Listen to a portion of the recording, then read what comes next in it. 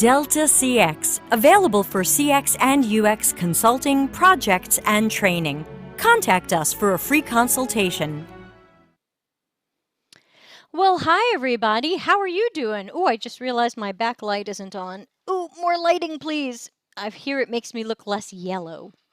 Hey everybody, it's Debbie Levitt from Delta CX. I've just been talking for 2 hours straight, so I think I sound like Kenny Rogers right now, or Neil Diamond, Love on the Rocks. I apologize if my voice breaks today, but today is Monday, June 22nd, 2020, and we've got a super special adventure for you today because we're going to be talking about surveys. We've got a very special guest, and in addition to all of that, we have a survey for you to take as an example of bad surveys. So it's going to be total audience participation. I'm going to sneak into, while Stephanie introduces herself, I'm going to sneak into all the chat rooms, and I'm going to drop in the link to the survey that you will be taking with us. But first, let's meet Stephanie, who I'm probably not pronouncing correctly. Friend of the show, you often see her in the YouTube chat room, and now she is our guest. Stephanie, please introduce yourself. Hi. Hi. Thanks for having me. This is going to be super fun. So, what could I say? I'm Stephanie. I'm a UX designer in Luxembourg. I've been for 10 years, something like that. And yeah, I work as a consultant, which means that I have someone to find me clients, which is really nice. And yeah, I'm currently working with a really, really cool client and amazing team. We are basically rebuilding the whole super big tool that is used by almost everyone in the company. So big challenges at the moment, but really fun also. Excellent, excellent. And I forgot to say, join the Delta CX community. I forgot to remind everybody that we want everybody to please subscribe. On top of my face, subscribe, join the Slack channel. So please subscribe on YouTube. I'm just about at 500 subscribers. I'm so excited. And you're over this way. Okay, I can't tell. And I also have a Slack channel that's starting to get more active. Please join there. All these are totally free. So I hope to see everybody there. Okay, sorry. So today we're talking about surveys. And I think you had a quote from Erica's book. Do you happen to have that handy to share with everyone? Almost? Semi? Check your own tweets. Yeah, Oh, and put this tell on everybody Twitter. where they can find you on Twitter and your website and LinkedIn. Yeah. So LinkedIn is stephaniewalter.pro because I didn't want to be Stephanie Walter 68 something something. I've got a lot of people with the same name as I, and Twitter is Walter Stephanie because the other one was already taken also. And everybody can look for your name on LinkedIn to follow you there. And I forgot your Twitter name. You're probably tweeting right now. Okay. Oops, I just. So I schedule most of the posts. Ah. People are like, how are you able to tweet during a talk? I'm not. I'm just scheduled some stuff. So right. Yeah, the quote so was on from, Twitter, you are Walter Stephanie. So just last name, first name. Everybody find her there and follow. So quote was, if you ever think to yourself, well, a survey isn't really the right, this critical decision, but the CEO really wants to run one, what's the worst that can happen? Brexit. So it's a quote from Erica Hall's book, Just Enough Research. And the fun, or maybe not so fun part is she actually published the first edition, but didn't put the surveys into this book. And then she republished a second edition. You can find it at Book Apart. And she decided to include the survey because it's kind of such a complex thing to get right. So I kind of tend to agree with her when she says it's not a tool for beginners because, yeah, a lot of complex stuff and really, really, really easy to have them kind of turn out the wrong way, I think. Yeah, and I wanted to recommend to people, especially if you are subscribed to the YouTube channel, inside the YouTube channel, find the Delta CX playlists, and you'll see a playlist called Concentric, which was an online conference we held earlier this year. And we had a great session about surveys held by the people from Sway UX. So that is, again, available for free in the playlist, and just check that out there.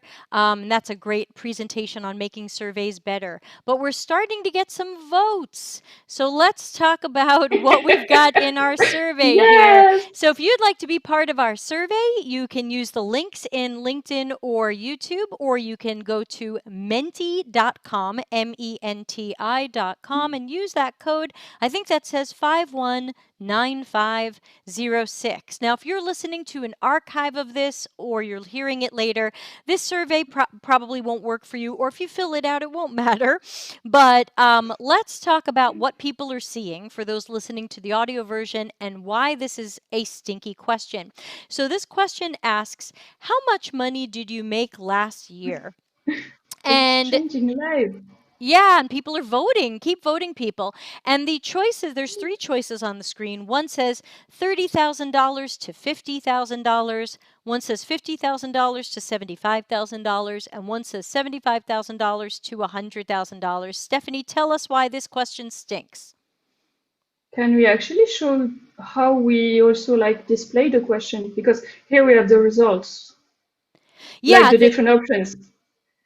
this Ah, is my polling system. So this is the way that. it shows it. So you should see the question at the top and the choices and then people voting. Do you see it on the We big only, version of the screen? I only see the voting. I don't see the questions. Oh, it might be cut off at the top. It says, how much money did you make last year? And then there's the voting. Okay. So, problem with that is what happens if you made less than 30,000. That's That's definitely kind one. of And list all the any other problems that you see here with this what do question. you reply to that? Also, like those ranges are kind of super huge, and most of the time there might not be a lot of people actually in the last range. So I think you made them almost equal. It's like 30-30 almost. You're right. And again, remember, guys, we made this survey mostly, I mean, we made this survey as an example of bad surveys. I don't want you to think that we think this is a great survey. All of the questions in this survey stink for different reasons. And so certainly another problem here is my ranges aren't equal. Another problem is, what do you answer if you made $50,000? Because $50,000 is in the low range and the middle range. So one problem with surveys is sometimes it's impossible to feel like you can pick one right answer. Can you, if again, throw in your commentary as we go, Stephanie. Yeah. I know you're used to typing it in the YouTube chat, but now you're here live. You've got to say it out loud. What? I have to talk. You do have to talk, especially for the people listening in the non-video version. They'll be like, "Ooh, she was very quiet." So Any we are other basically. problems with this question? Anybody in watching live find anything wrong with this question? I think It another assumes you thing. made money last year, I think.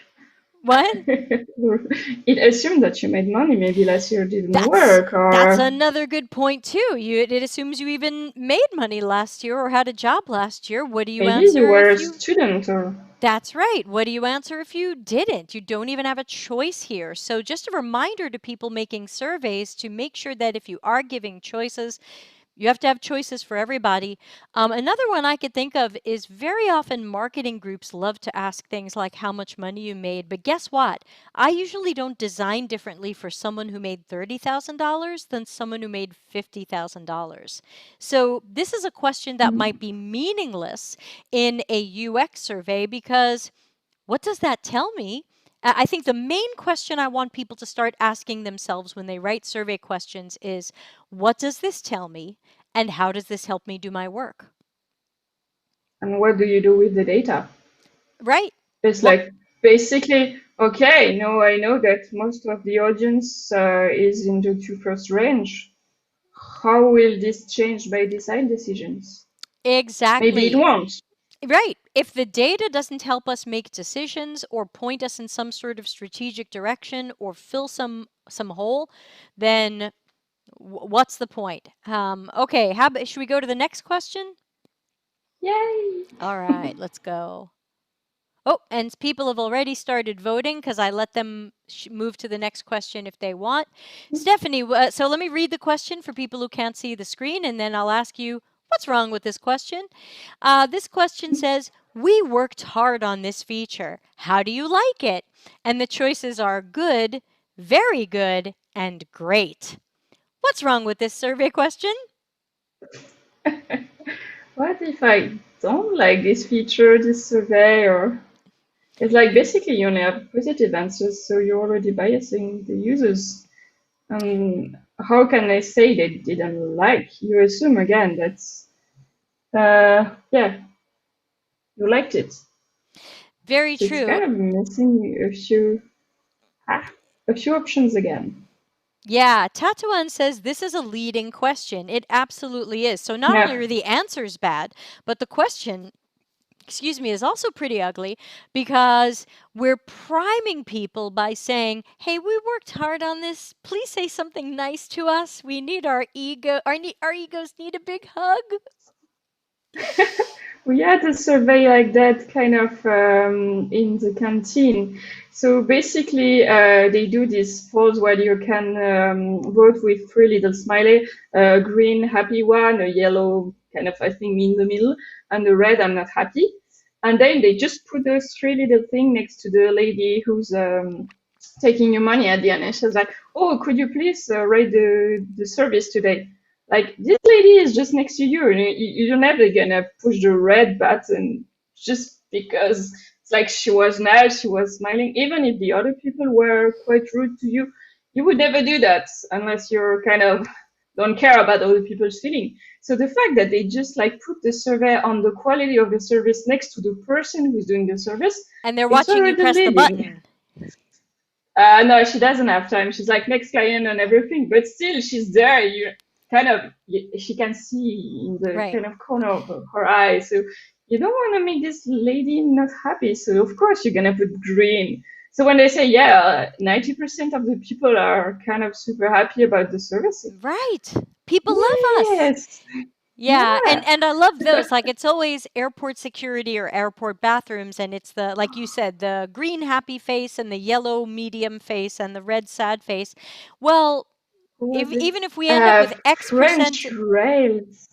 and what? It's like French rails, I think Oh, they did French even rails. worse. Like if you liked it, you can push the green button. If you didn't like it, you had to scan a QR code to tell them what you didn't like. Right. So that's a great example of kind of a dark pattern, though it's in real physical life. Yeah. It's like a dark pattern where we kind of don't want to make it easy for people to complain because then they have to scan a QR code and stop and not go catch their train. Mm. That's a great example. So we've got some comments in the chat room. Tatuan says it's like begging me to compliment the product, and Denise says they force me to like the feature. And Thomas is commenting about the previous slide. He says the only way I could see the income question being a useful question is if it was used as part of a screener. Otherwise, it's really not any of our business. And that's a great point, that sometimes a survey can be useful as a screener.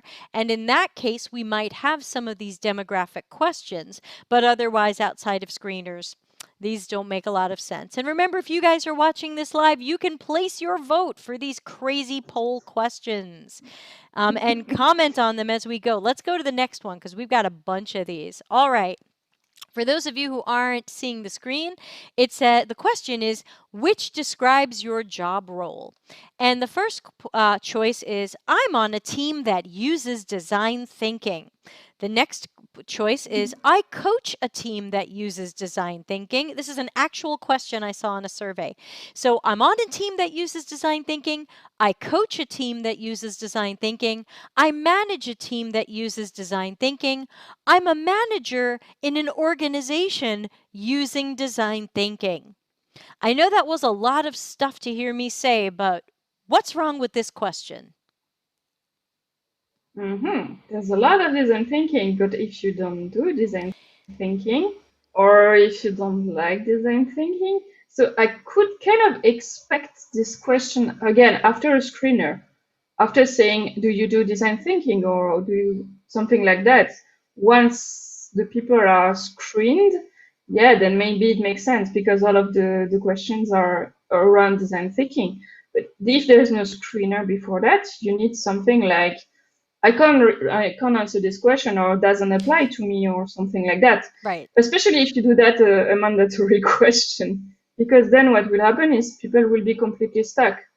So you spend I so got much time and stuck. money. I was trying to Yeah, take the survey. I You would be guys stuck know I don't like too. design thinking. See the podcast on Debbie doesn't like design thinking. I couldn't answer this question. I got stuck. And this was a part of a survey a guy was doing for his master's degree. Mm. I get the same problem with insurance, where basically I don't have a car and I don't even have a driver's license, and my insurance asked me a few scale questions. I think it was something like on the left you had digital, on the right you had a human being. Is like how would you prefer to subscribe a contract? And it's like a car insurance contract. Neither doesn't apply. I don't have a car. I don't know, and there was no way to say it doesn't apply to me. So now what they have is data of me. Also, they didn't put. I was okay. I would put it in the middle, but they force you. So you have two and two, which doesn't really say a lot. It's like one of my friends, he actually did an article on that. He drew on top of the scale. He put 2.5 because I want to do it digitally and talk to you human being. But Yes to I was like, everything. okay, yes, in the middle. I want to do both. Also, yeah, that's the thing. It's not perfect opposites. Digital versus human being, you could combine the two of them. Right. So That here shouldn't again, we're be missing, radio button. yeah, I think we're missing an option to say, hey, actually, it Don't doesn't like really apply design to me. thinking. Yeah, you're totally right. And again, this could be a good screener question if you're looking for Mm, managers who are managing design thinking teams. This is a great screener question, but outside of that in some sort of survey, especially if you are trying to survey people to gather mm. data to write a master's thesis on, this is likely to be skewed and kind of junk science. Let's look at our next question. Wow, I hope I can read this. Okay, this was a real question from a real survey I got, and this survey was trying to see how good is your team at using lean UX principles. See Deb's podcast on why I don't like lean UX, but of course, part of lean UX is no rock stars, no gurus, no ninjas. Now, of course, when people call you those things, you take it as a compliment, but evidently in lean UX, that's an insult, and you don't want those. So you had to pick which one of these best describes what's happening in your organization. Sorry, I was just talking for 2 hours. I'm going to live on chloroseptic. Okay, choice one. And again, if you're watching live, please comment and ask questions. Choice one was everyone tries their best to shine for themselves. So, trying to say that they have high egos. The second choice was most team members shine for themselves. Some attempt to build the team. Not too sure what that means. Next choice was we mostly work and think as a team. Sometimes someone indulges in being a hero. Again, I don't know why this is bad. I love when someone on my team is a hero. That means they saved the day and fixed something. And finally, the last choice was we we feel we feel we feel as a Yeah, cohesive team, work collaboratively, and celebrate as a team. Stephanie, people in the chat room, what's wrong with this question? was there a question? I Or know! The question is was there a supposed to be. sentence You're totally right. completion? So thing one, the Yeah, question is okay. a little bit vague, but literally when I took this quiz, the question said no rock stars, gurus, or ninjas. And it was to imply that in the lean UX model, your team shouldn't have Mm, anybody showing ego. And the way that lean UX defines ego is no one on your team should be a rock star, guru, or ninja. So you're right, there isn't even a question here. That's definitely one thing wrong with this survey question. Can you see all the answers from where you are? yeah, I don't understand half of those. Exactly. Another problem with the survey is Sorry. no, I didn't write this, but this was a real question on a real survey I attempted to take. Do you want to comment on some of those answers before I jump in? I know you're I looking think at them. they might not, yeah, the screen is super small. They might not be also mutually exclusive. You might fall into a few categories as well. That's a good Also, point. there's Is like many surveys only mostly, let you pick one answer? What if more than one of these is true? Did we set the survey to allow multiple answers, or was everybody stuck picking one? What else do you see that makes this a well, bad? mostly sometimes it's super vague actually. It's like honestly, I kind of like sentence completion because you can actually get really interesting verbatims from people, but then let the people complete the sentence. It's like put an open box and let them say whatever they want. Then it will be super complex, I admit, if you want to do a kind of a lot of data analysis on that. But at least people don't have to try to guess the closest thing that would apply to any of those. If I see that in a survey, I think I would just like bail on the survey because just like reading, it's sounding painful even to you to read those kind of answers. So Yeah, and another thing I want to add that is a common mistake I see on surveys is either the question asks two questions, like the question mm, asks, "How do you feel about this and this?" and you're like, "Well, hold on, ask me one at a time." Or the answers have kind of compound or multiple things, like mm. people are egotistical, but sometimes we build the team. Well, hold on, there's like too many answers here. How can I pick one? It would be better to break these all out and ask more individual questions. I Anything want else? half Yeah. of the first one plus the Right. second part of the third answer. Can we do that? Exactly. Right. How do you That's And how do remember, you do that? every time that we are pooping on these questions, it's a reminder to everyone building surveys, these are just very flawed questions. This doesn't mean surveys will never work for you or surveys always have bad information. That's why we call this podcast There's a Catch. Surveys are great as screeners, but running this survey for some of these other reasons, you can end up with some real garbage. Okay, let's look at the next question. This one I created a scale of 1 to 5, and the so you can answer 1, 2, 3, 4, or 5 along a scale. And the question is, when I'm doing design thinking, I feel that what I'm experiencing could change the theories I learned. This is another real question that I saw on a survey. I have a screenshot of this on my phone. Tatawan doesn't believe me. She's commenting, "No way these are real. Who wrote these?" This one was real. I have a screenshot on my phone. And you had to rate this from never through things like, never, sometimes, and then the highest rating was always. So again, when I'm doing design thinking, I feel that what I'm experiencing could change the theories I learned. Stephanie, what's wrong with this survey question? And have any of our live It's not viewers a started question. drinking Yeah, because of some of these questions? I do, You but are. it's Okay. That non-alcoholic, so it's right. fine. Me too. I'm giant cup of water. Can you find something wrong with this question? I feel that what I'm experiencing could change the theory I learned. So you either need to say I always feel that or I never feel that. Right. So are they perfect opposites? Yeah, maybe. Just the fact that you're looking at it and trying to It's reread it super is a vague. hint. Yeah, Yeah, it's a hint that the it's four again like horsemen of bad UX have shown up: frustration, hmm, confusion, disappointment, and distraction. Registered trademark me. I think what's wrong with this question is, what the hell does it mean? hmm. I feel that what I'm experiencing could change the theories I learned. What does that mean? This was a real Usually question. I go to the negative then because I'm like I didn't really understand the question, so better be sure and then go to the like I don't want to say yes if I'm not sure I understood the question. Yeah, like how But many yeah, this people is just scored, how many super people vague answered question. 3 to this because they're like, I don't even know what this means. So Hmm. make sure when you're writing surveys, your questions are meaningful.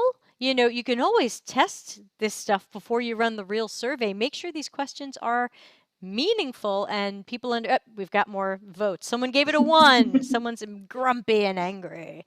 Remember, if you guys are joining live, you can find the links to the survey in the chat room, or you can look at the top of the screen. It says go to menti.com, use code 519506 excuse me, and join in the fun. But wait, we've got more. Yay! All right. This question asks, how do you eat ham and pineapple pizza? And you've got 2 choices, and you must pick one. It's alone or with others. What's wrong with this question? You have to say alone because you can't admit publicly that you like ham and pineapple pizza. Come on. No, but the real thing is like, what happens if I don't eat ham and pineapple pizza? Right. Again, I'm forced to kind of reply to that, Right. but maybe I don't eat it. How Absolutely would true. The that? question assumes that you fall into some group that has this behavior. And I think the mistake would be you would see the choices alone or with others. And another thing was I forced people in this question to only pick one. Mm, Well, what if you eat ham and pineapple pizza alone and with others? You You couldn't answer can't. it that way. You can't. No, you can't. And Tatawan's here. Good to see her. She says, Likert scale, she's talking about the last slide. Likert scale questions are pretty terrible due to fuzzy adjectives. Mm, And she says, what's the difference between a 3.7, a 4.0, or a 4.2? You end up with fuzzy data. Good point. We missed yeah, that that's one. the thing. You have to, like, maybe the users gave kind of an interpretation to that, and it might not be the same. It's the same as my friend who wanted to have 2.5 on the do you want to go digitally or have talk to a human being? Maybe both. Right. So it doesn't. If the two are not perfect opposites, it's next to impossible. And then the thing is, I got the impression that a lot of marketing people actually love Likert scales because Yes. then you can kind of make the data say whatever you want. It's like, okay, 2.6, what does it mean? Right. We've got 2.6 on the screen right now for I feel that what I'm experiencing could change the theories I learned because we're looking at the previous slide.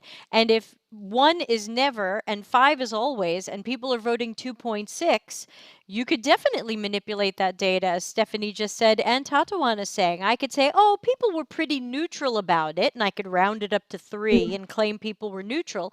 Or I could kind of be sneaky and round it down to 2 and say, people were more likely to say that they never whatever. I still can't make sense of this question, but this was a real question that I Also, got on a survey. ah, you can see what's super funny with this specific example is at the moment on the screen we have 2.6, which is in the middle, but almost no one voted in the middle, if I understand how it Yes, works you are correctly. understanding correctly. Yes, Yeah, you're right. okay. The So a the, lot of people said never, a lot of people said always, so it's really polarizing question. yeah.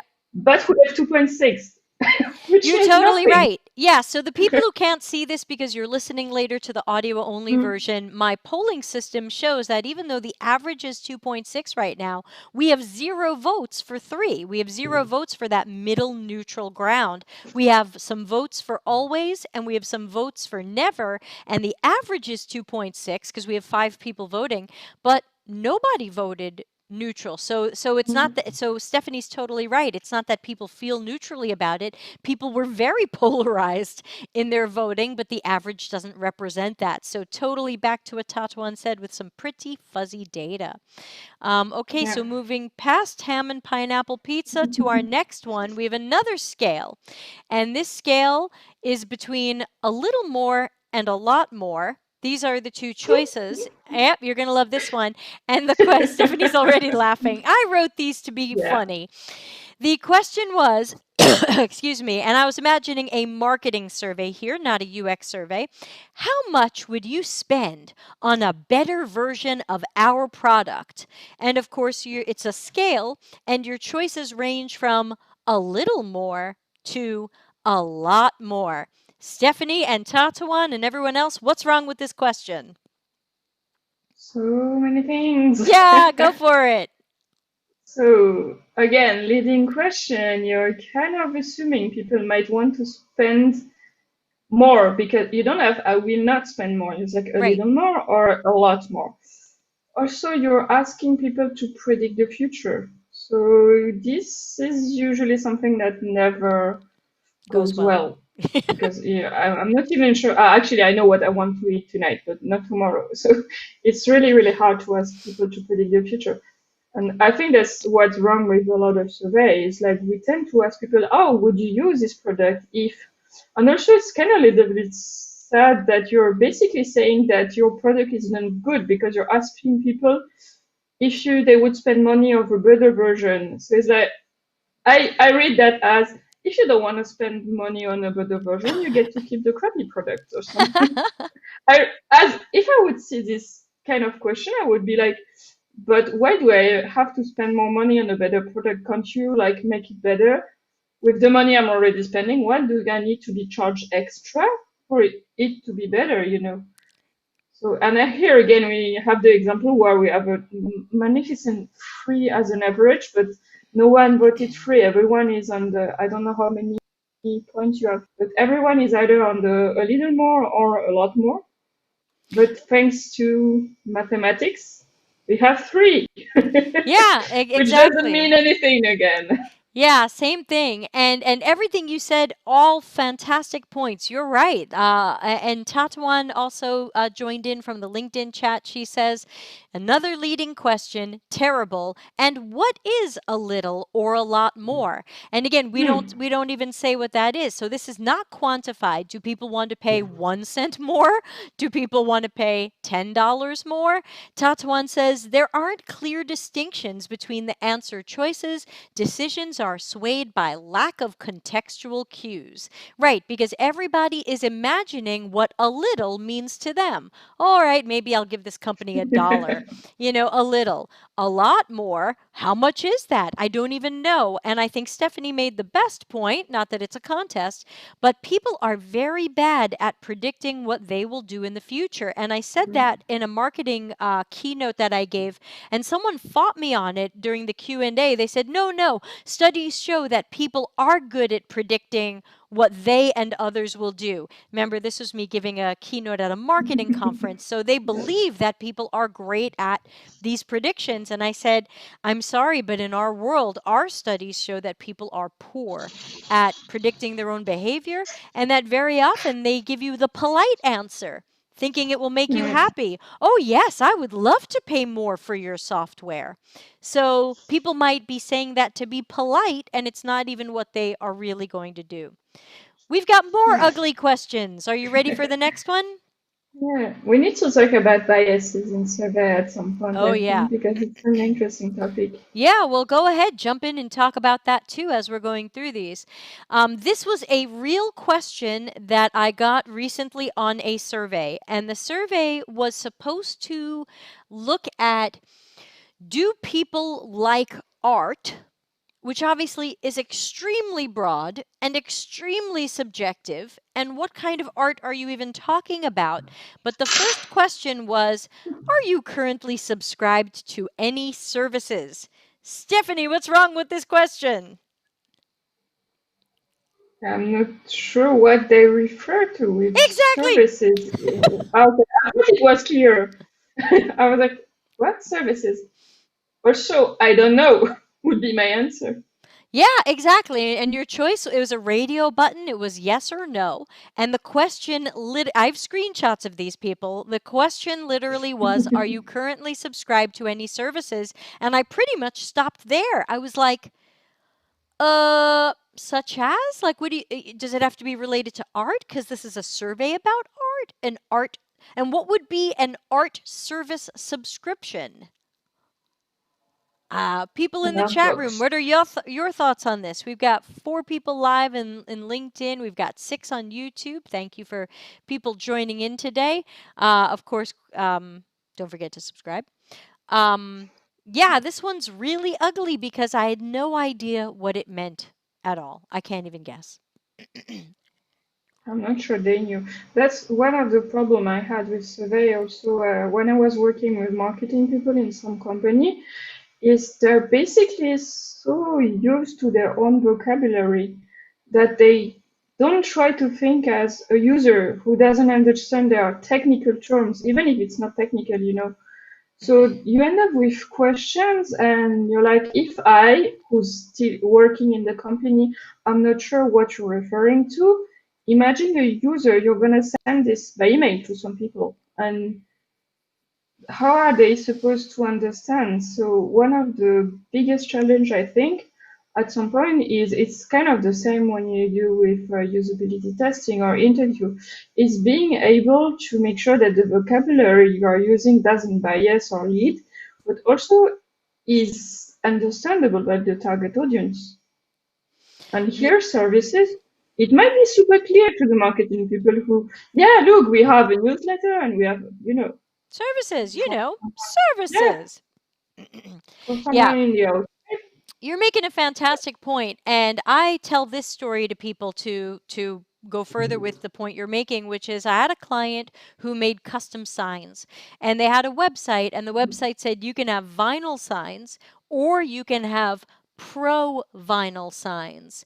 And I said, well, I'm just a regular person. I don't know your internal industry terms. What is the difference between a vinyl sign and a pro vinyl sign? And they said, oh, a pro vinyl sign is a custom size. And I said, oh, I never even would have guessed that. I would have assumed it was like a higher quality vinyl or something. I Mhm. would never have guessed that Okay. pro meant a custom size. Why don't you just write on the website custom sized vinyl? Oh, well, that's not what we call it. I don't care. Okay, now I'm getting mad. All right, let's see. We got another question. This is the last question in our survey, and this one is a word cloud. So that means people can type in any answer they want.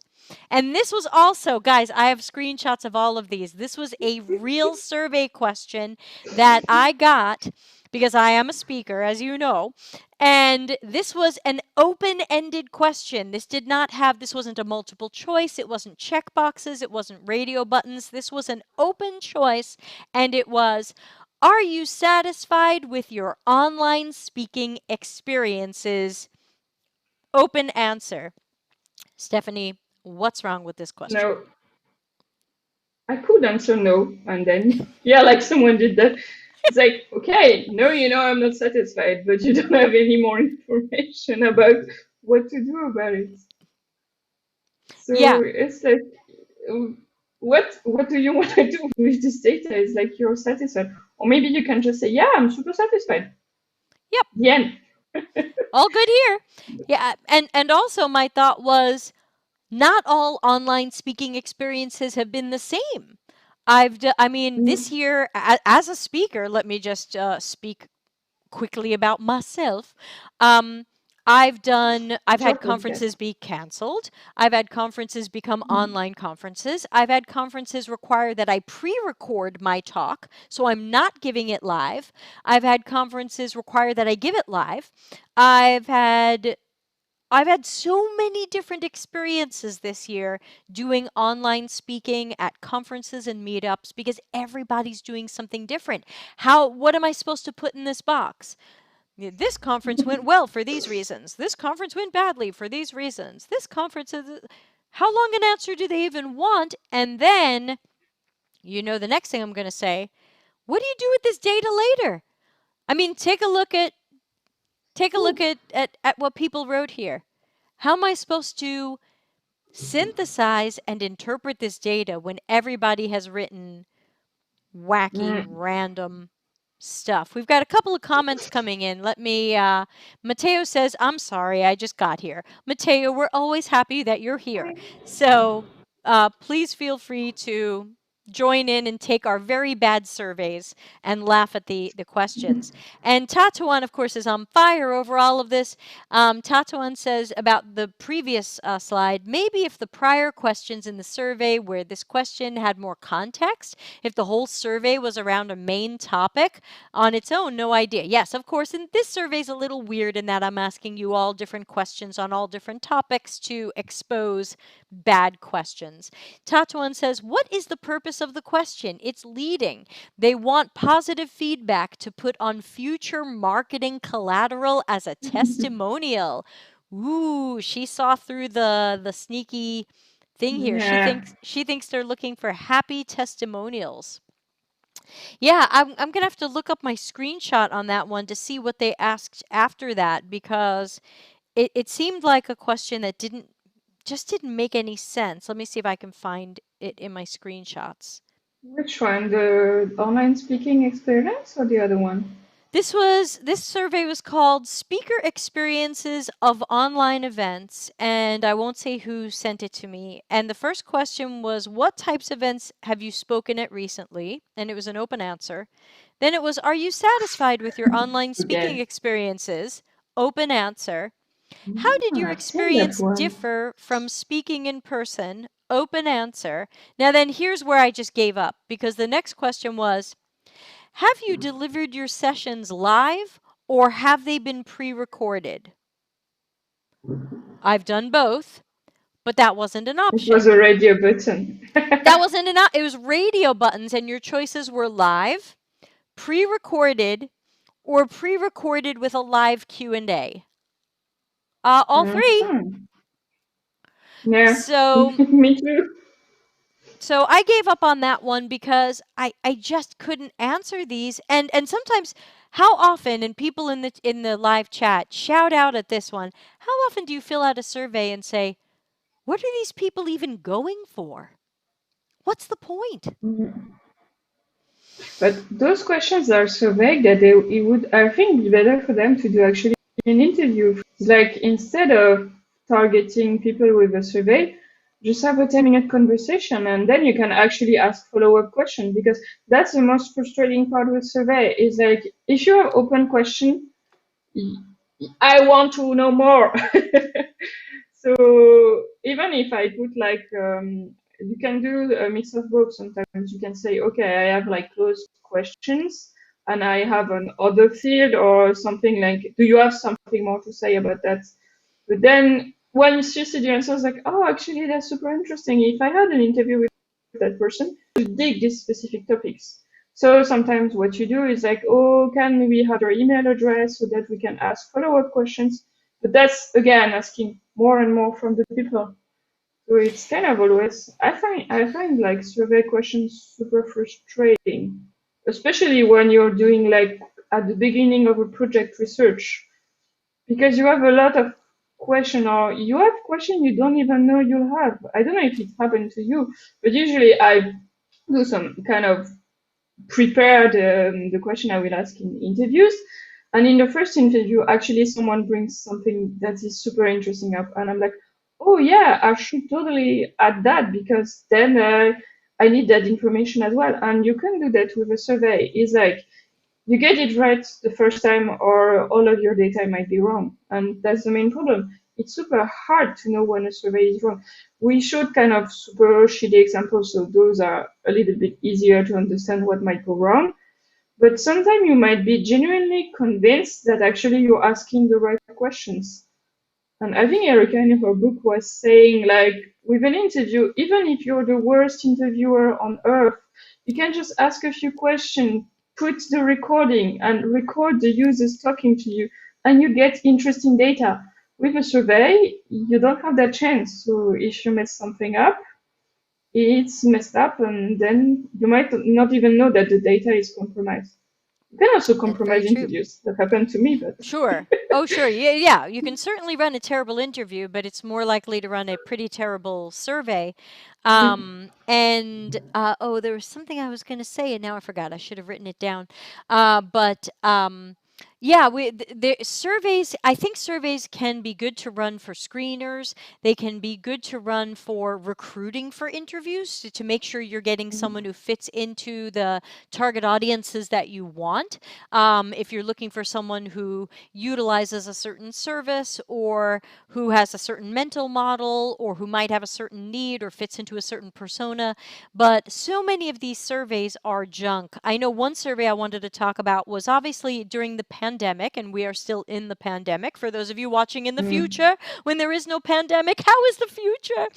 Um, I saw this survey. I've been watching some of what the experts and futurists and people predicting are saying about like life during the, I know you like it already, life during the pandemic and what customers and consumers will be thinking and needing after the pandemic. And I saw this statistic that said, well, housing and how we live is really going to change because of the 300 people who took this company's survey, 40% of them had looked at real estate listings. Okay, Exactly. so Right. My thought was, so what? My boyfriend and I spent like 2 hours yesterday looking at camper vans. We're not buying a camper van anytime soon. Those are expensive. So what? What does it so the part of the problem with the survey is it misses a lot of that how and why and qualitative data. 40% of people looked at real estate listings. How many of them are dead serious about moving? And how many of them dream of moving mm, or think of moving or we're going to buy a second house and are going to still live where they are? They were trying to use this to say, after the pandemic, people are going to move. Look, they're looking at real estate listings. it reminds me of this amazing Tumblr, I think is spurious correlation, and you see those curves, and there's like one is number of people who drowned by falling into a pool. Film Nicolas Cage appeared in, and they try to take two curves that have nothing to do with each other. They put it on top of each other, like look, there's a link between them, I have and one of it's those in real quickly. You guys can Google for this. I have this in one of my slides, and it was the correlation fallacy that you're talking about, where mm, someone had graphed something like how much mayonnaise is sold in the state of Maine in the United States of America, and they graphed it against how many uh, people at the same time were getting divorced in the state of Maine in the United States of America, and then they jokingly wrote at the top of the graph, buying mayonnaise in Maine makes you get divorced.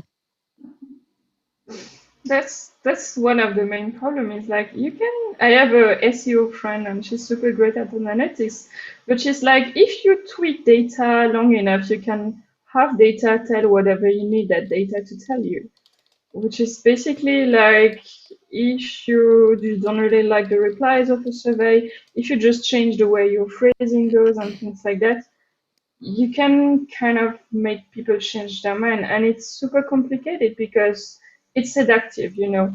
It's like with those surveys usually what you get is easy to count. If not, I'm telling you, like 79% of stakeholders really believe that surveys are true. I might have made that up, but it's seductive because you're like 79% is not 100%, so it's plausible. If I had said 20%, maybe you would not believe me, but 79, or even better, you put some like decimals, 78.25%. I like And that. that's the Sounds problem. precise. Sounds precise, and that's the thing. It's like people want to fall in love with data, and also a lot of people really like to do all of those fancy graphs and arrive in stakeholder meeting with a lot of data, and it's like, look, we have a number, that's amazing. And that's why I think a lot of people fall in love with surveys because this kind of it has the illusion that it's easy to build. You don't need to talk to the users. It's like a lot of company, and it's sad to say, but a lot of company still think that you can use survey to replace user interviews at some point Yeah, because that's it very feels true. easier, cheaper. Yeah, And especially with the yeah, it's pandemic. I see people going yeah. crazy surveying everybody. Maybe crazy is not the right word, but I see people really going out there and surveying everybody on, how do you feel about the pandemic and what are you going to do after the pandemic? And it's like, I don't know what's going to happen tomorrow. Like That's the thing, I yeah. really don't at this point I really don't know what's going to happen tomorrow. Don't even ask. We've got Oz in the your good Excel friend is in the YouTube chat. Hey. Stephanie, your Excel buddy. So Oz says, "How many people like me are getting real estate data to create Excel tutorials that look realistic?" And Oz said, "Great reason to be searching real estate." Oz says, "Great conversation. I'm a data guy, but data is often the start of an investigation, not the end." I think Oz said it best, everybody. He wins today's prize. Yeah. I don't have a prize. Um, yes, it absolutely has to be about the a survey could be Kind of used. unicorn. I like it. I'll put on my critical thinking hat, and you send in your unicorn. That's for So us. very good, dear Oz, critical thinking and unicorns. Um, there we go. That's as good as it gets with the headset. Um, so, with critical thinking, we have to remember that a survey is the start of collecting data. And if you do a survey right, you will learn what you don't know. And then you can spin up more qualitative research, as Stephanie was saying before, the interviews or the observational studies or other things. Oh man, I have so many notes on things I want to talk about. I remember now because I kept forgetting and I'm writing it down. I'll take off the critical thinking hat. I wanted to talk quickly about this wasn't a survey, but I worked at a company where the product manager came to me with a project and he said, "We found that 27% of mobile users are not filtering their search results. So we want to have a project that designs something that forces people to filter their search results." And I said, "Where's the Why? data that shows that people are they not buying enough? Are they complaining more? Like, so what? 27% of people might be just fine." Nope, he couldn't find me the other data. So be careful of bull poop data. No, but that's what the thing I like with data. Like at the moment, I'm working on this redesign, and usually what we do is we check what pages are currently used. And then I'm like, why the hell is this page used? I don't understand. But I have a great conversation started with users because I'm like, okay, I would never have imagined that that many people use this page, and I really want to know why. Because if we're migrating, it's like almost one third of our users need that. I don't know why. And once you dig, it's like basically, oh, we don't need that page. We need that link here at the bottom of the page. So almost no one uses the rest of the page. It's just that on this really specific page, there's a link. So from the quantitative data, like 30% of people are using this. And they're like, oh, we need to migrate the whole page. Like, no, once you dig, you might think, okay, actually, you might not need the whole thing. So that's why I kind of, I don't have anything against quantitative data. I really, really like it. But it's going to tell you something, and then you don't know why. And once you dig, is know that you actually have more answers to create better designs. And I'm thinking about what you said earlier when you were talking about when a survey would be better as an interview. And I remember last Mm, year, a young woman was interning at an airline in America, and she had created a survey because her intern project was how to make checking in for a flight better. And she decided the way mm, to approach this would be through a survey. And so the survey was like, where are you unhappy with checking in for a flight? And so it was your typical survey that was trying to ask these mm. questions that were very leading or that assumed the answers. And I wrote to her and I said, "Look, I took your survey, but this is to me should be observational research. You should be at the airport and you Yeah, should be go to the watching." airport. Yeah, Mm. you should be at the airport watching people check in, noticing what goes wrong for them, and then if they're not rushing to a plane, pull them aside and see if they can do a little interview with you about their experience. I said, you're not going to catch most people's problems with checking in, or they might think the Mm. cause of their problem is not the real cause. And I ended up in all this LinkedIn chat, I ended up telling her a story about a time I watched someone check their bag incorrectly. And if you ask that person what was wrong with their check-in process, they're going to say, "Oh, this terrible airline. They took my bag and then we couldn't find it later, and these people are terrible people." I said, she made a mistake. The customer made a mistake. The staff didn't catch it. And I was just kind of watching, and it all happened too fast for me to fix it. But that woman's going to have a very skewed view of where her Yeah. check-in went wrong and whose fault it was. But if you had observed her, you would have seen what she did wrong, and you might have come up with ways to protect against that situation in the future. So I'm with Stephanie. When can you do an interview or observational study instead of a survey? Stephanie, when are surveys good?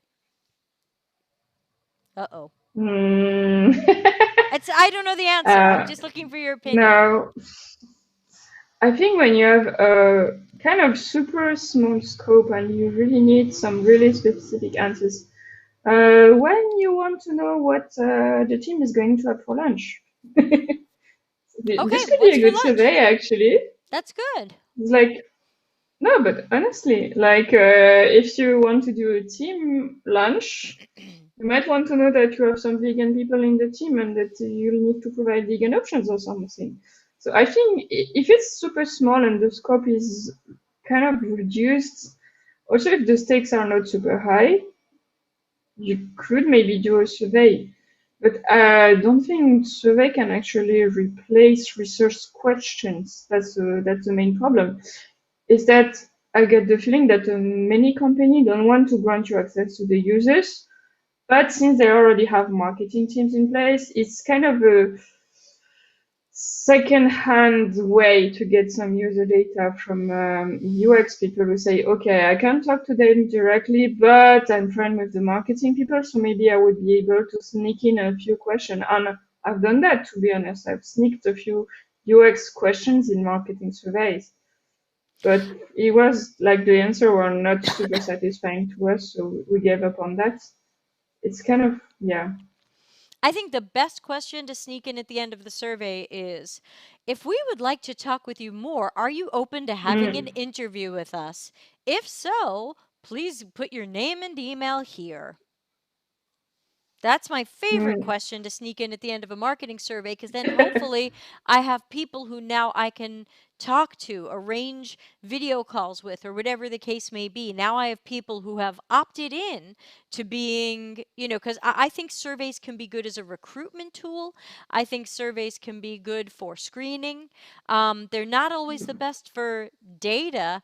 And then, again, is your data even actionable? I ran a survey last year asking people, if I held a live workshop, obviously pre pandemic, if I held a live workshop that you would have to travel to, what locations might interest you? And I listed maybe 10 locations, but I did a scale of like, I would move mountains to go to this location, through neutral, through I would refuse to go to your workshop if it is in this location. And I was just curious how people would answer that.